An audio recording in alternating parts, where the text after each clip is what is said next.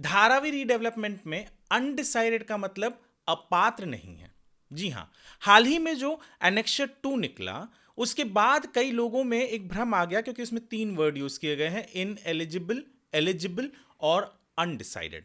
तो लोगों ने कहा जो ये अनडिसाइडेड है वो भी अपात्र है, और ये सही बात नहीं है। दरअसल अनडिसाइडेड जो है वो अपात्र नहीं है, और वो क्यों अपात्र नहीं है आपको मैं बताऊंगा इस वीडियो में। तो जुड़े रहिए हमारे साथ इस वीडियो के अंत तक। नमस्कार, मैं हूं वरुण सिंह और आप देख रहे हैं स्क्वायर फीट इंडिया।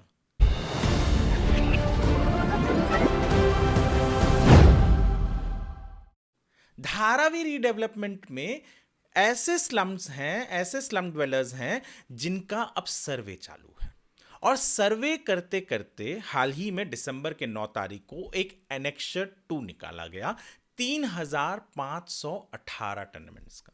अब इन 3518 टेनेमेंट्स के जो एनेक्सर 2 हैं उसमें 57% यानी 2009 ऐसे टेनेमेंट्स हैं जिन्हें एलिजिबल घोषित कर दिया गया, और इन 2009 में से 1178 यानी 33% ऑफ द टोटल टेनेमेंट्स ऐसे हैं जिन्हें वहां इन सीटू ही रिडेवलप किया जाएगा, यानी उन्हें वहीं घर मिलेगा। 2% यानी 75 ऐसे टेनेमेंट्स हैं जिन्हें इन एलिजिबल घोषित किया गया क्योंकि डॉक्यूमेंट्स पूरे से नहीं थे, या वो स्ट्रक्चर को लेकर वेरीफाई हो सके, एलिजिबल हो सके, इस तरीके के डॉक्यूमेंट्स नहीं थे। अब जो बचे टेनेमेंट्स हैं उन्हें इनएलिजिबल घोषित नहीं किया गया है, अपात्र नहीं बोला गया है, उन्हें अनडिसाइडेड इस लिस्ट में डाला गया है। अनडिसाइडेड का लिस्ट क्यों है? दरअसल ये जो अनडिसाइडेड वाले टेनेमेंट्स हैं उनके जो डॉक्यूमेंट्स हैं उनका वेरिफिकेशन चल रहा है, यानी वो पेंडिंग डॉक्यूमेंट्स हैं। वो डॉक्यूमेंट्स ऐसे हैं जो समय के साथ रहते रहते कुछ इलएलिजिबल हो गए हैं, यानी धुंधले पड़ गए हैं, और हर एक डॉक्यूमेंट को, चाहे वो इलेक्ट्रिसिटी बिल है तो बीएसटी के साथ verify case to case basis पे किया जा रहा है, लाइसेंस है तो बीएमसी के साथ वेरीफाई किया जा रहा है, और तीसरा तो आप जानते हैं इलेक्टोरल रोल है। तो ये वेरिफिकेशन चालू है, और यहां जैसे ही ये वेरिफिकेशन खत्म होगा उन्हें जो भी लिस्ट है, अगर वो एलिजिबल है तो उन्हें एलिजिबल में डाल दिया जाएगा। तो ये जो भ्रम फैलाया जा रहा है कि अनडिसाइडेड मतलब अपात्र, ये गलत है, और शायद मैं उम्मीद करता हूं कि आपको इस समझ में अभी आया होगा। इसके अलावा एक बहुत बड़ी चीज है जिसके बारे में बहुत कम लोग बात करते हैं। अगर आपको लगता है कि आपके साथ इस लिस्ट को बनाते वक्त नाइंसाफी हुई है, अगर आपको लगता है कि आपको जानबूझकर या गलती से या आपकी बात न सुनते हुए इन एलिजिबल लिस्ट में आपका नाम आ गया है, तो आपके पास सरकार ने एक 4 टियर रिड्रेसल सिस्टम बनाकर दिया हुआ है। पहला है एपेलेट ऑफिसर। ये ऑफिसर के पास आप जाकर आप कहेंगे कि भैया ये रहा मेरा डॉक्यूमेंट, आप इस और इन डॉक्यूमेंट को शायद ऑफिसर्स जो इसके पहले सर्वे कर रहे थे उन्होंने नहीं देखा, आप देखिए और आप निर्णय लीजिए।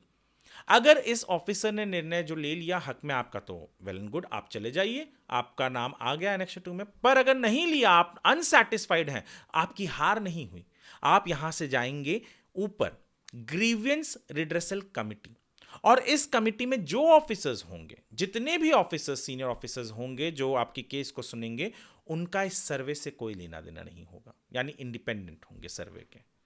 अगर यहां पर भी आपको न्याय नहीं मिलता है, आपको लगता है कि मेरे साथ गलत हुआ है, मेरी बात नहीं सुनी गई है, हार नहीं मानना है आपने, आपको जाना है इसके ऊपर। ऊपर कौन है? Appellate committee.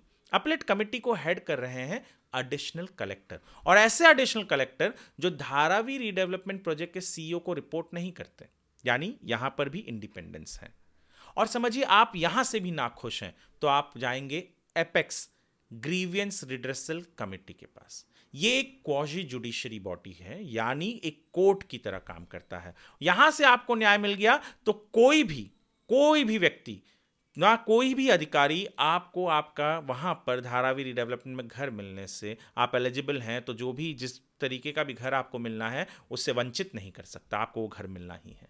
बहुत जरूरी है कि आपको आपका अधिकार पता हो, और आपके पास यह हक है कि आपका नाम अगर एनेक्सर 2 में नहीं आता है और आपको लगता है कि नहीं मेरा नाम आना चाहिए, मेरे पास सारे डॉक्यूमेंट है, कहीं ना कहीं जो ऑफिसर्स देख रहे थे शायद उनसे कोई नासमझी हुई है, या मैं ठीक से प्रेजेंट नहीं कर पाया हूं और मेरा नाम एनेक्सर 2 में नहीं आया है, तो आप जाएं, आपको ये 4 टियर रिड्रेसल कमिटी जो है यहां पर जाकर आपको न्याय मिलेगा। अगर आपके पास डॉक्यूमेंट्स हैं, आप प्रूव कर सकते हैं, तो ये 4 टियर रिड्रेसल कमिटी आपको न्याय देगी।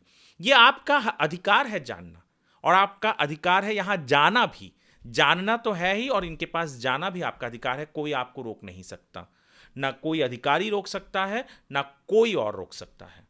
तो ये जो 2 चीजें हैं बहुत जरूरी है। पहला चीज तो कि जिनका नाम अनडिसाइडेड में है वो ये ना सोचे कि वो इनएलिजिबल हो गए हैं और हताश ना हो जाए कि अब क्या करें। आपका नाम अनडिसाइडेड क्यों है, मैंने आपको बताया। आपका नाम फिर भी एनेक्सर 2 में नहीं आता है और आपको लगता है कि नहीं मेरा नाम एनेक्सर 2 में आना चाहिए, मेरे पास डॉक्यूमेंट्स है, तो आपको कहां जाना है वो भी मैंने आपको बताया। और इसके साथ मैं आपको ये भी बता रहा हूं कि इंफॉर्मेशन ही आज के दिन में राजा है। वो डिसाइड करता है, जिस इंसान के पास इंफॉर्मेशन है वो डिसाइड करता है कि भैया हमें न्याय मिलेगा।